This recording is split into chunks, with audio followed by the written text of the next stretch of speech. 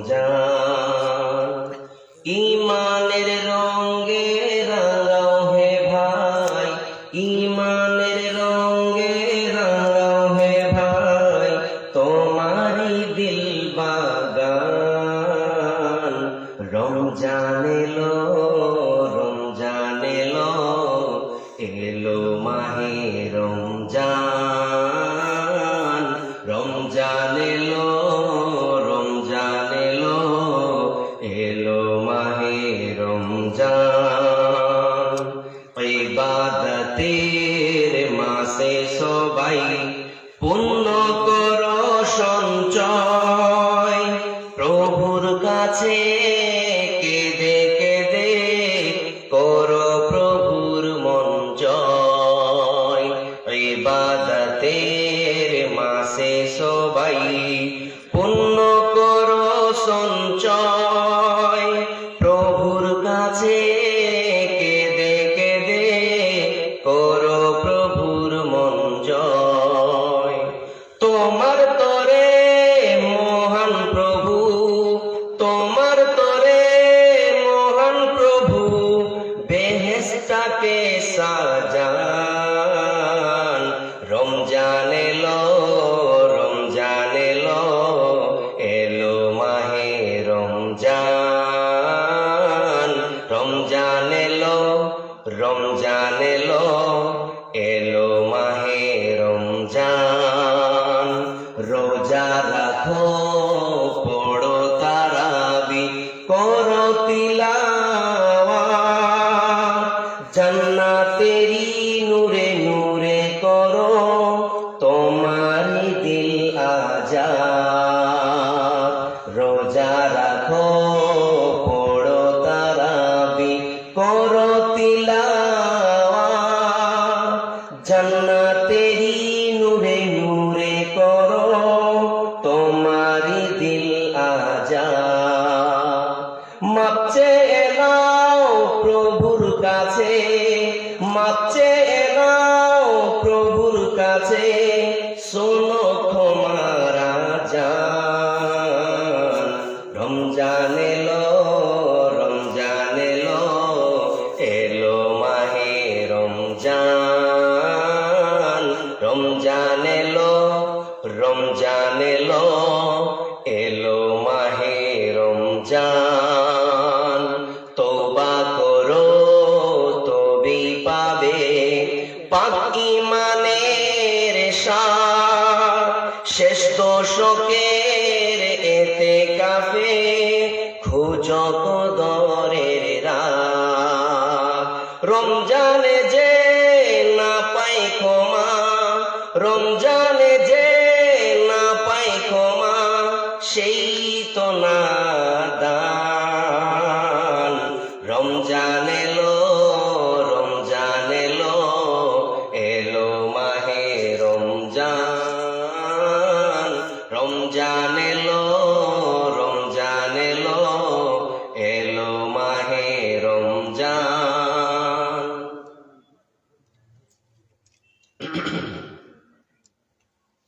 উপস্থিত আজকের এই সভার জনগণ কর্তৃক নির্বাচিত যোগ্যতম সভাপতি জনাব মাওলানা আফসার আলী সাহেব হাফিজাহুল্লাহ তাআলা, প্রাক্তন শিক্ষক মিডনা হাই স্কুল, তৎসঙ্গে আজকের এই সভার সহসভাপতি আব্দুল কাদির সাহেব, পত্র মসজিদের ইমাম।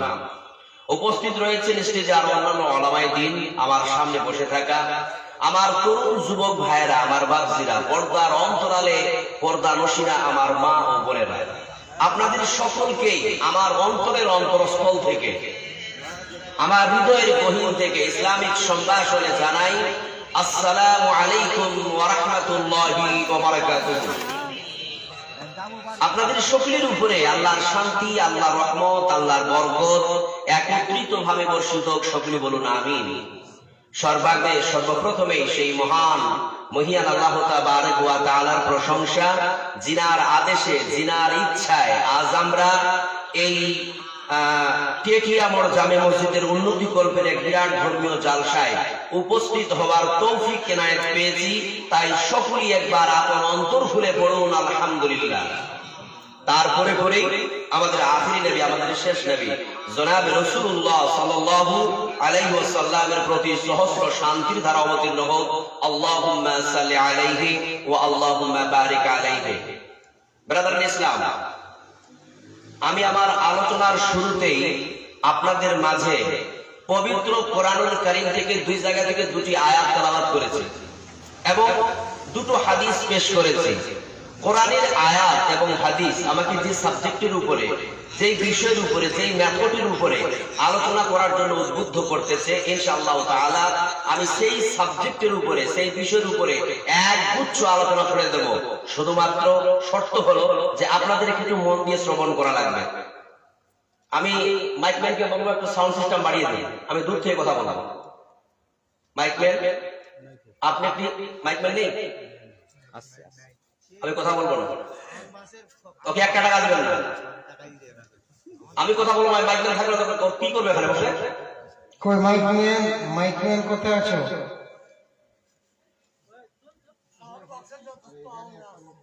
ওটা আপনি বললে হবে না। মাইকম্যান আসো তুমি এখানে। একটা হিরাজি করবেন না এখানে। আসলে আমাদের এই ইন্ডিয়ার প্রোগ্রামগুলো বেশিরভাগ সাউন্ড সিস্টেমের জন্য খারাপ হচ্ছে। বাংলাদেশে গিয়ে দেখুন,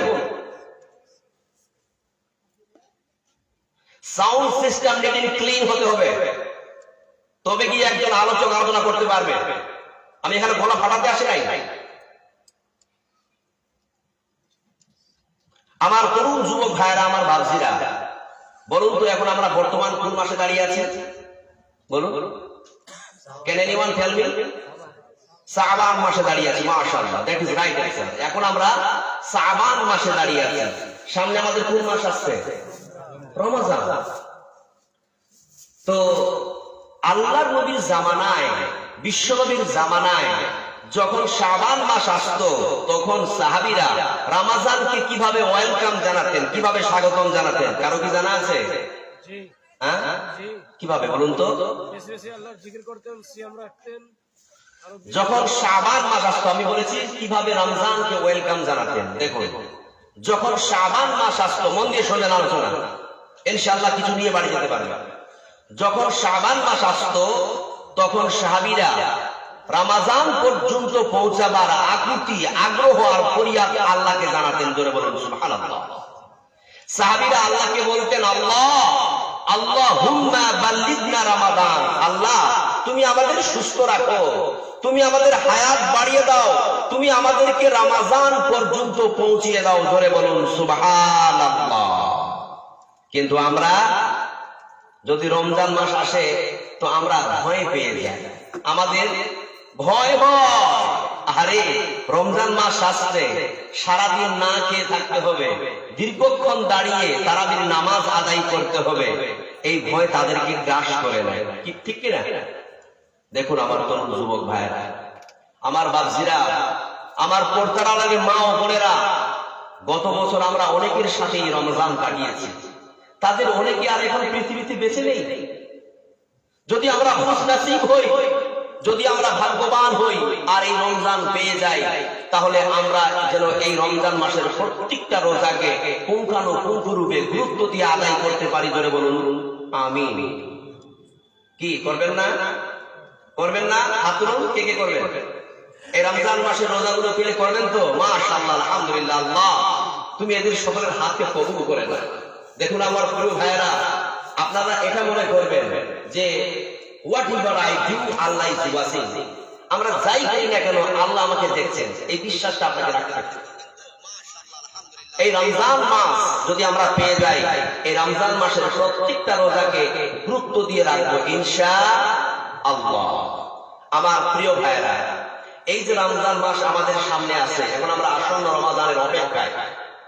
এই রমজান মাস আমাদের সামনে আসছে, আমরা রমজান মাস পাবো। এই রমজান মাসে যে আমাদের সিয়াম আল্লাহ তাআলা আমাদের জন্য দান করেছেন, তো এই ব্যাপারে আল্লাহ তাআলা কি বলেছেন চলুন আমরা একটা কোরআনের আয়াত থেকে শুনে আসি। রব্বুল আলামিন বলেন, ইয়া আইয়ুহাল্লাযীনা আমানু কুতিবা আলাইকুমুস সিয়ামু কামা কুতিবা আলাল্লাযীনা মিন ক্বাবলিকুম লাআল্লাকুম তাত্তাকুন।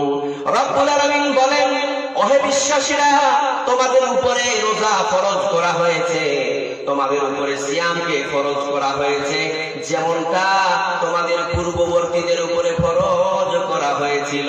লাআল্লাকুম তাত্তাকুন, যাতে করে তোমরা মুত্তাকিন হতে পারো, পরহেজগার হতে পারো। সুবহানাল্লাহ। এই যে আল্লাহ তাআলা আমাদেরকে রমজান মাসে সিয়াম দান করেছেন, তো এই সিয়ামের মূল উদ্দেশ্যটা কি বলুন তো? এই সিয়ামের মূল উদ্দেশ্য কি? এই রমজান মাসের রোজার মূল উদ্দেশ্যটা কি? আল্লাহ সচেতন হওয়া, আল্লাহ কনসাসনেস আমাদের মধ্যে গ্রো করা, এটাই হচ্ছে রোজার prime objective, central theme of সিয়াম অফ রমাদান। রমজান মাসের মূল উদ্দেশ্য হচ্ছে যাতে করে আমরা এই রমজান মাসের রোজাগুলো পালন করে লাআল্লাকুম তাত্তাকুন, মুত্তাকিন হতে পারি, পরহেজগার হতে পারি, তাকওয়াশীল হতে পারি। আমাদের অন্তঃকরণের মধ্যে যেন আল্লাহর ভয়, আল্লাহর ভীতি সঞ্চার হয়, আল্লাহর ভয় আমাদের মধ্যে গ্রো করে। এটা না, আপনি যদি অনেককে জিজ্ঞাসা করেন, অনেকে উত্তর দেয় যে রমজান মাসের মূল উদ্দেশ্য হচ্ছে আল্লাহর আদেশ পালন করা, না খেয়ে থাকা, গরিব দুঃখীদের কষ্ট অনুধাবন করা ইত্যাদি। কিন্তু না আমার প্রিয় ভাইরা, আমার বাপজিরা, এটা রমজান মাসের মূল উদ্দেশ্য নয়। রমজান মাসের মূল উদ্দেশ্য আল্লাহ তাআলা নিজেই কোরআনে ব্যক্ত করেছেন, লাআল্লাকুম তাত্তাকুন, যাতে করে আমরা মুত্তাকিন হতে পারি, যাতে করে আমরা পরহেজগার হতে পারি।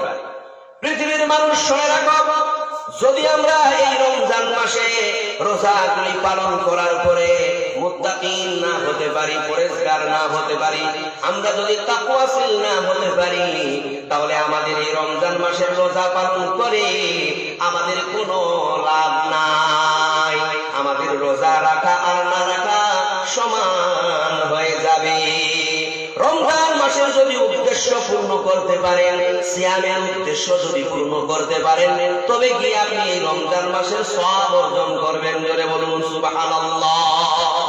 কিন্তু আমরা মনে করি যে সারাদিন না খেয়ে আছি, সকাল থেকে নিয়ে সন্ধ্যা পর্যন্ত পানাহার, স্ত্রী সহবাস এবং গরিহিত কর্ম থেকে নিজেকে বিরত রেখেছি, গরিব দুঃখীদের কষ্টটাকে অনুভব করতে পেরেছি, বাস আমরা রমজান মাসের সিয়াম পালন করে দিচ্ছি। কিন্তু না, আমরা মনে রাখতে হবে, রমজান মাসের রোজা পালন করার পর যদি আমরা মুত্তাকিন না হতে পারি, পরহেজগার না হতে পারি, তাহলে আমরা রোজা রেখে কোনো লাভ হলো না, আমাদের রোজা রেখে কোনো ফায়দা নাই। কেননা রব্বুল আলামিন বলে দিয়েছেন, লাআল্লাকুম তাত্তাকুন, যাতে করে তোমরা মুত্তাকিন হতে পারো, পরহেজগার হতে পারো। রোজার মূল উদ্দেশ্য, রোজার মূল মাকসাদ হচ্ছে যাতে করে আমরা মুত্তাকিন হতে পারি, যাতে করে আমরা পরহেজগার হতে পারি। আমার প্রিয় ভাইরা, এখন একজন ব্যক্তি রোজা রাখার পর সে যদি মুত্তাকিন না হতে পারে, সে যদি পরহেজগার না হতে পারে, তাহলে তার রোজা রেখে কোনো লাভ হবে না, কোনো লাভ নেই। আপনি মুত্তাকিন কাকে বলেন? মুত্তাকিন শব্দটা তাকওয়া থেকে এসেছে, যার মানে হলো আল্লাহ ভয়, আল্লাহর ভীতি। আপনি আল্লাহকে দেখে যদি না ভয় করতে পারেন, আপনার রোজা রাখা না রাখা সমান হয়ে যাবে। পৃথিবীতে অনেক মানুষ আছে রোজা রাখার পরেও সে আল্লাহর ভয় নিজের অন্তঃকরণের মধ্যে সঞ্চার করতে পারবে, আল্লাহর ভয় তার ভিতরে জাগ্রত করতে পারেনি। ওই ব্যক্তিটা রোজা রাখা আর না রাখা সমান হয়ে যাবে। সুতরাং মনে রাখবেন আমার প্রিয় ভাইরা, যদি আপনি রোজার সওয়াব অর্জন করতে চান, যদি আপনি রোজার নেকি অর্জন করতে চান, তাহলে রোজার যে কারণে, যে উদ্দেশ্যকে নিয়ে আল্লাহ তাআলা আমাদের উপরে ফরজ করেছেন, সেই উদ্দেশ্যটা আমাদের পূর্ণ করতে হবে। আর সেই উদ্দেশ্যটা হচ্ছে লাআল্লাকুম তাত্তাকুন, যাতে করে আমরা মুত্তাকিন হতে পারি, যাতে করে আমরা পরহেজগার হতে পারি। আমরা মনে মনে লক্ষ্য করব যে এই স্ট্যান্ডার্ডটা আমাদের মধ্যে অ্যাচিভ হচ্ছে কিনা, আল্লাহর ভয় আছে কিনা। অথচ আমরা দেখতে পাই অনেক মানুষ পৃথিবীতে রোজা রাখার পরেও দেখা যায় সেই ব্যক্তিটা শরাব পান করে, সেই ব্যক্তিটা চুরি করে, সেই ব্যক্তিটা জেনা করে, সেই ব্যক্তিটা অবৈধ কাজের সঙ্গে লিপ্ত থাকে। এবার বলুন আমার প্রিয় ভাইরা, ওই ব্যক্তিটা কি করে তাকওয়াশীল হতে পারে? কখনো সম্ভব নয়। একজন ব্যক্তি যদি তাকওয়াশীল হয়, আল্লাহ ভীতি হয়, তাহলে সেই ব্যক্তিটা কোনোদিন অন্যায় কাজ করতে পারে না, সেই ব্যক্তিটা কোনোদিন পাপ করতে পারে না। যেই ব্যক্তি পাপের মধ্যে ডুবে আছে সেই ব্যক্তি কোনোদিন তাকওয়াশীল হতে পারে না, সেই ব্যক্তি কোনোদিন আল্লাহ ভীতি হতে পারে না। পারে? কখনোই না। এটা এটা এটা হতেই পারে না। সুতরাং আমি আল্লাহর কাছে দোয়া করি যে আল্লাহ, তুমি আমাদেরকে এই রমজান মাসের রোজার বদৌলতে তুমি আমাদেরকে পরিপূর্ণভাবে মুত্তাকিন এবং পরহেজগার হওয়ার তৌফিক দান করিও। জোরে বলুন সুবহানাল্লাহ। দেখুন আমার প্রিয় ভাইরা, এই যে তাকওয়া, এই তাকওয়ার একটা চমৎকার উদাহরণ দৃষ্টান্ত আপনাদের সামনে পেশ করতেছে। সেটা হচ্ছে হযরত ওমর ফারুক রাদিয়াল্লাহু তাআলা আনহু, তিনি একবার উবাই বিন কাবকে জিজ্ঞাসা করলেন, ইয়া উবাই, মা হুয়া তাকওয়া? তাকওয়া কাকে বলে? হোয়াট ইজ তাকওয়া? তাকওয়া কাকে বলে? তখন উবাই বিন কাব প্রশ্নের উত্তর না দিয়ে তিনিও আবার একটা প্রশ্ন ছুড়লেন। কি প্রশ্ন ছুড়লেন? আমা সালাকতা তারিকান জাসাও, হে আমিরুল মুমিনিন, আপনি কি কোনদিন কাঁটাযুক্ত রাস্তা দিয়ে মরুভূমিতে হেঁটেছেন? তখন হযরত ওমর রাদিয়াল্লাহু তাআলা আনহু বললেন, বালা, জি হ্যাঁ, হেঁটেছি। উবাই বিন কাব বললেন, কাইফা আমিলতা? কিভাবে হেঁটেছেন? তখন তিনি বললেন, সাম্মারতু ওয়াজতাহাতু, আমি আমার জামা কাপড়গুলোকে আঁটো করে জড়িয়ে ধরে আমি এমন ভাবে হেঁটেছি যাতে করে ওই মরুভূমির ক্যাকটাস আর বুলবুলতার কাঁটা আমার গায়ে না বিঁধে।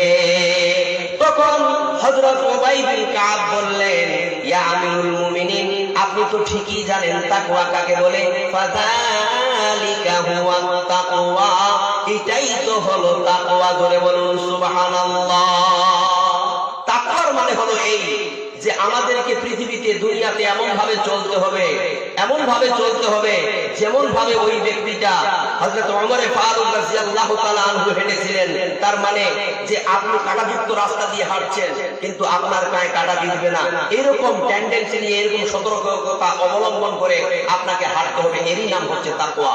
মনে রাখবেন আমার প্রিয় ভাইরা, এই দুনিয়াতে পাপ পঙ্কিলতা থাকবে, শয়তানের হাতছানি থাকবে, অন্যায়ের প্রবণতা থাকবে, পাপের প্রবণতা থাকবে।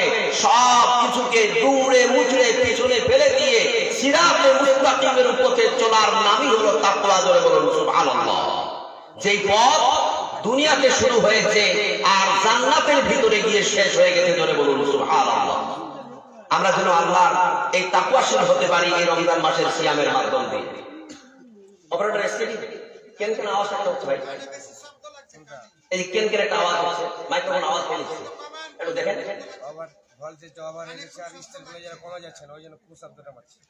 ওই পুশ করে খেলে আর পাচ্ছি না। আর আপনি যে ওই দিলে ফিডব্যাক চাইছেন, ওরা পছন্দ করে না, কোনটা করবেন? ওদের পছন্দ করতে হবে, আমি কোন ওদের পছন্দ লাগবে আমাদের জানে বেশি মাহফিলটা ছোট শেখ না। ওটা নয়, আপনাকে বক্স দিতে হবে না তো।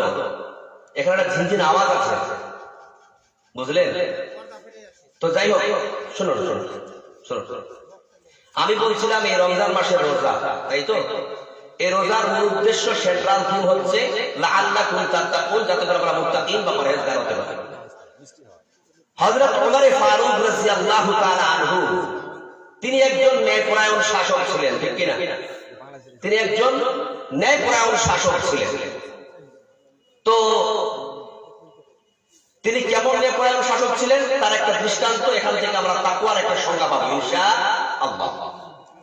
তিনি তার প্রজাদের হাল হকিকত অবস্থা জানার জন্য রাতে ঘুরে ঘুরে প্যাট্রোলিং করতেন, খোঁজ করতেন। একদিন তিনি সারা রাত ঘুরে রাত শেষে ফেরার পথে এক প্রাচীর বেষ্টিত ঘরের ভিতর থেকে দুইজন নারীর কথোপকথন শুনতে পেলেন। হঠাৎ থমকে দাঁড়ালেন। বুখারীর বর্ণনায় এসেছে, কানা ইয়াসকুনু ফি আওয়ালিল মাদিনা, হযরত ওমর ফারুক রাদিয়াল্লাহু তাআলা আনহু মদিনার উঁচু এলাকায় থাকতেন। তো ফিরে আসার সময় তিনি এই দুইজন নারীর কথোপকথন শুনতে পেলেন। শুনতে পেয়ে থমকে দাঁড়ালেন। একজন বৃদ্ধা মা আর একজন যুবতী মেয়ে। মা তার মেয়েকে বলছে যে, ও আমার বেটি, তাড়াতাড়ি করে উটের দুধ দহন করে দুধে পানি মিশিয়ে দে, কালকে মদিনার বাজারে দাম বেশি পাওয়া যাবে। তখন মেয়েটা তার মাকে একটা চমৎকার কথা বলছে যে, মা, আপনি কি জানেন না যে দুধে পানি মেশানোকে ওমরে ফারুক রাদিয়াল্লাহু তাআলা আনহু দণ্ডনীয় অপরাধ বলে ঘোষণা করেছেন, তখন তার মা বলছে, তুর পাগলা, এত রাতে ভোর রাতে ওমর ফারুক আসবে কোত্থেকে? কি করে জানতে পারবে যে আমরা এই চার দেওয়ালের মাঝখানে ভিতরে কি করতেছি? কেউ দেখবে না মা, তাড়াতাড়ি করে দুধের মধ্যে পানি মিশা, কালকে মদিনার বাজারে দাম বেশি পাওয়া যাবে। তখন তার মেয়ে তার মাকে একটা চমৎকার উত্তর দিলেন, মা, ও মা, ইয়া উম্মি, ও আমার মা, লাউ লা রা উমর, উমর দেখবে না ঠিকই, লা রা রাব্বা উমর, কিন্তু উমরের রাব সব দেখে মা জোরে বলে সুবহানাল্লাহ। এর মানে হলো এই, আল্লাহ রাব্বুল আলামিন পবিত্র কোরআন কারীমের মধ্যে বলেন, লা তুদরিকুহুল আবসার ওয়া হুয়া ইউদরিকুল আবসারা। আল্লাহর চোখ পৃথিবীর প্রত্যেকটা মানুষের চোখকে দেখে, কিন্তু পৃথিবীর কোন মানুষের চোখ আল্লাহকে দেখতে পায় না। জোরে বলুন সুবহানাল্লাহ। রব্বুল আলামিন আরশে আজিম থেকে এই পৃথিবীর মানুষের প্রত্যেকটা অ্যাক্টিভিটিসকে প্রত্যক্ষ করতেছেন। আমরা পৃথিবীর কোন মানুষ আল্লাহকে লুকিয়ে, আল্লাহকে না জানিয়ে, আল্লাহকে না দেখে আমরা কোনোই কাজ করতে পারবো না। মনে রাখতে হবে, ও দুনিয়ার মানুষেরা, তোমরা যাই করো না কেন, তোমরা যাই কর্ম করো না কেন, যতই ছোট থেকে বড়, বড় থেকে ছোট, গোপন থেকে প্রকাশ, প্রকাশ থেকে গোপন, যেই কোনো ধরনের কর্ম হোক না কেন, মনে রাখবেন আল্লাহ পাক রব্বুল আলামিন তার চোখ দিয়ে সব প্রত্যক্ষ করতেছেন, সব কিছু দেখছেন। জোরে বলুন সুবহানাল্লাহ। আল্লাহ সব কিছু দেখছে। আমরা আল্লাহকে না দেখিয়ে কোনো কাজ করতে পারবো? আপনি মনে করছেন আমি তো কাজটা গোপনে করলাম, পৃথিবীর তো কোনো মানুষ দেখলো না। আরে পৃথিবীর কোনো মানুষ দেখলো না ঠিকই, কিন্তু আল্লাহর চোখ আপনাকে দেখে নিয়েছেন, এটা আপনি কি বুঝতে পারলেন না? সুতরাং আমার মুসলমান ভাইরা, আমাদের মনে করতে হবে যে আল্লাহ পাক রব্বুল আলামিন আমরা যাই করি না কেন সব কিছু আমাদের দেখছেন। জোরে বলুন সুবহানাল্লাহ। এটার নামই হচ্ছে তাকওয়া। দিস ইজ কল্ড তাকওয়া। এটাই হচ্ছে তাকওয়া। দিস কন্টেন্ট অ্যাকাউন্টেবিলিটি গ্রো করার নামই হচ্ছে তাকওয়া। কিন্তু আমরা তাকওয়া কাকে বলে, আল্লাহ ভীতি কাকে বলে, এটা আমরা জানলাম না। আমার প্রিয় ভাইরা, দেখুন এই যে রমজান মাসের রোজা, এই যে রমজান মাসের সিয়াম, এটা কত ফজিলতে ভরা, আপনি কি কল্পনা করেছেন? যদি এর ফজিলতগুলো জানতেন তাহলে পৃথিবীর কোন মানুষ, আমার মা বোনেরা, আমার ভাইরা, আমার বাপজিরা, এই রমজান মাসের রোজাকে ইচ্ছাকৃতভাবে পরিত্যাগ করতে পারবে না, কখনো পারতো না। দেখুন আমার প্রিয় ভাইরা, রমজান মাসের কত ফজিলত। একটা হাদিস শোনাচ্ছি, মন দিয়ে শুনুন। বিশ্বনবী বলেন, মান সামা রমজানা ঈমানান ওয়া ইহতিসাবান গুফিরা লাহু মা তাকাদ্দামা মিন যামবিহি। যদি কোনো ব্যক্তি ঈমানের অবস্থায়, নেকির আশায় রমজান মাসের রোজাগুলি পালন করে, সিয়ামগুলি পালন করে, বিশ্বনবী বলেন, মা তাকাদ্দামা মিন যামবিহি, তার জীবনের পূর্বের সমস্ত গুনাহ আল্লাহ মাফ করে দেবেন। জোরে বলুন সুবহানাল্লাহ। আমার প্রিয় ভাইরা, আমার মা বোনেরা, আমরা জীবনে কত পাপ করেছি বলতে পারবো না, আমরা কত গুনাহ করেছি বলতে পারবো না। আমরা তো পাপের সাগরে ডুবে হাবুডুবু খাইতেছি। এত পাপ করেছি, পাপের কোনো সন্ধান নাই, পাপের কোনো গিনতি নাই। বিশ্বনবী বললেন, এই যে আসন্ন রমজান, আমাদের সামনে রমজান আসছে, এই রমজান মাসের রোজাগুলো যদি আমরা পুঙ্খানুপুঙ্খ রূপে আদায় করতে পারি, বিশ্বনবী বলেন, মা তাকাদ্দামা মিন যামবিহি, আল্লাহ পাক তার পূর্বের সমস্ত গুনাহ মাফ করে দেবেন। জোরে বলুন সুবহানাল্লাহ। তাহলে রমজান মাসের রোজার ফজিলত কত, বাপজি বুঝতে পারলেন? দেখুন আমার প্রিয় ভাইরা, আমার মা বোনেরা, আমার বাপজিরা, এই পৃথিবী ছেড়ে আমাদের একদিন চলে যেতে হবে। এই পৃথিবী আমাদের চিরদিন থাকার জায়গা না। এই পৃথিবী ছেড়ে যখন আমরা কবরে চলে যাব, একটা দিন আসবে, কিয়ামতের দিন, হাসরের ময়দান, যেই দিন আমাদের সবাইকে উপস্থিত হতে হবে আল্লাহর সামনে। আল্লাহ তাআলা আমাদের জীবনের প্রত্যেকটা বিষয়ের হিসাব নেবে, জীবনের প্রত্যেকটা সময়ের হিসাব নেবে। এরকম একটা বিপদের সম্মুখীন আমরা হব, এরকম একটা ভয়ানক দিনে আমরা উপস্থিত হব, যেই দিন আমরা এতটাই ভয়ানক হব, এতটাই ভয়ানক হব যে আমরা সবাই বলবো, নাফসি নাফসি, আয় আল্লাহ আমার যে কি হবে, আমার যে কি পরিণত হবে। আল্লাহ, আমি আমার আমলনামা ডান হাতে পাবো না বাম হাতে পাবো জানি না। আল্লাহ, আমার যে কি অবস্থা হবে। আল্লাহ, এইভাবে পৃথিবীর প্রত্যেকটা মানুষ নাচি নাচি করবে। ওই দিন এই যে সূর্য মাথার উপরে আপনি দেখতে পাচ্ছেন, এই সূর্যটা আমাদের মাথার হাজার হাজার মাইল উপরে আছে, কিন্তু ওই কঠিন কিয়ামতের দিন এই সূর্যটা এত উপরে থাকবে না, বরং এই সূর্যটা মাথার 1 মাইল উপরে চলে আসবে। রোদের তাপে মাথার মগজ গলে গিয়ে নাক এবং কানের ছিদ্র দিয়ে মোমবাতির মতো গলে পালাবে। এত রোদ্রু পড়বে, এত রোদ্রু পড়বে, রোদের জ্বালায় মানুষের জিহ্বাটা মানুষের মুখের বহর থেকে বের হয়ে নাভি পর্যন্ত কুত্তার নাই ঝুলবে। মানুষেরা বলবে, আল্লাহ পানি পানি, তৃষ্ণার চোটে আমার কলিজা ফেটে যাচ্ছে, আল্লাহ তুমি আমাকে একটু পানি দাও। মানুষেরা এইভাবে চিৎকার করবে। যদি সেই দিন আমাদের আমল ভালো না থাকে, সেই দিন রাব্বুল আলামিন ফারিস্তাদের মাধ্যম দিয়ে যুক্ত দুর্গন্ধযুক্ত গাটারের পানি পান করিয়ে দেবে। এত দুর্গন্ধ হবে, এত দুর্গন্ধ হবে যে দুর্গন্ধের জ্বালায়, দুর্গন্ধের চোটে আমাদের পেটের নাড়ি ভুঁড়িগুলো পায়খানার দ্বার দিয়ে অটোমেটিকলি বেরিয়ে যাবে। ওই দিন রোদের তাপে জমিনটা তামার হয়ে যাবে। মানুষেরা মানুষের পাগুলোকে জমিনের উপরে রাখতে পারবে না।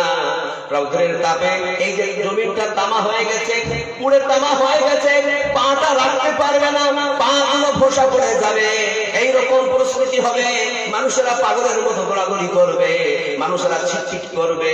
যেভাবে আমাদের মৌমাছি কামড়ে দিলে আমরা ছিটফিট করি, সেইভাবে মানুষেরা ছিটফিট করবে। এইরকম একটা অবস্থার সৃষ্টি হবে, এইরকম ভয়ানক একটা পরিস্থিতির সৃষ্টি হবে। সেই দিন এই রমজান মাসের রোজা আমাদের জন্য সাফাত করবে। জোরে বলুন সুবহানাল্লাহ।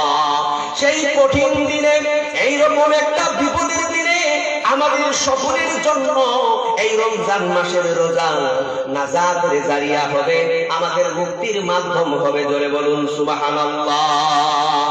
কেননা বিশ্বনবী বলেন, والصيام والقرآن يشفعان للعبد يوم القيامة।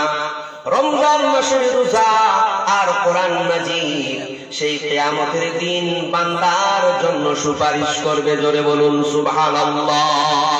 রমজান মাসের রোজা আল্লাহকে বলবে, আল্লাহ তুমি তোমার এই বান্দাকে নাজাত দিয়ে দাও, আল্লাহ তুমি তোমার এই বান্দাকে পরিত্রাণ দিয়ে দাও আল্লাহ। কারণ তোমার এই বান্দাটা আমি রমজানের রোজাকে রেখেছিল, আমি সিয়ামকে পালন করেছিল আল্লাহ। সকাল থেকে নিয়ে সন্ধ্যা পর্যন্ত পানাহার, স্ত্রী সহবাস এবং গর্হিত কর্ম থেকে নিজেকে বিরত রেখেছিল আল্লাহ। সুতরাং আমি রমজান মাসের রোজা, আমি সিয়াম তোমার কাছে শাফাআত করতেছি আল্লাহ, তোমার কাছে সুপারিশ করতেছি আল্লাহ গো, তুমি তোমার এই বান্দাকে নাজাত দিয়ে দাও, মুক্তি দিয়ে দাও। শুধু তাই নয়, তেমনি ভাবে কোরআন সেই দিন শাফাআত করবে আমাদের জন্য। কোরআন বলবে, আল্লাহ আমার আপনার এই বান্দাকে তুমি নাজাত দিয়ে দাও, পরিত্রাণ দিয়ে দাও। কারণ তোমার এই বান্দা আল্লাহ আমি কোরআনকে রাতের ঘুম হারাম করে দিয়ে অধ্যয়ন করেছিল, তালাওয়াত করেছিল।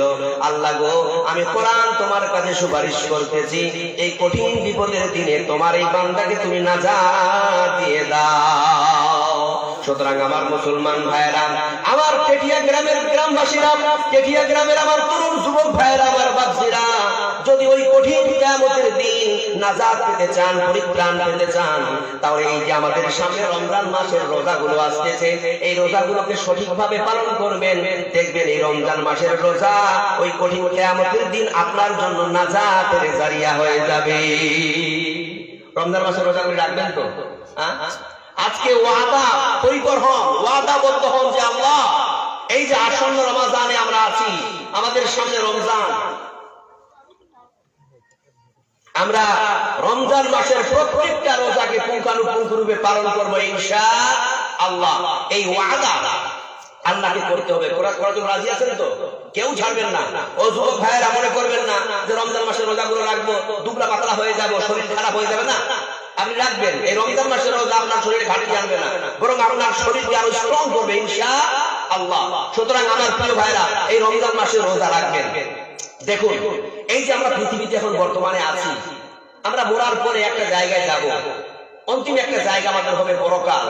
ওখানে আমাদের জন্য দুইটা জায়গা, একটা জান্নাত আর একটা জাহান্নাম। তা আমরা মরণের পর কোথায় যেতে চাই, জান্নাত না জাহান্নামে, কোনটা? হ্যাঁ বলুন। জান্নাতে। আমাদের তো একটাই চাওয়া আল্লাহর কাছে যে আল্লাহ মরণে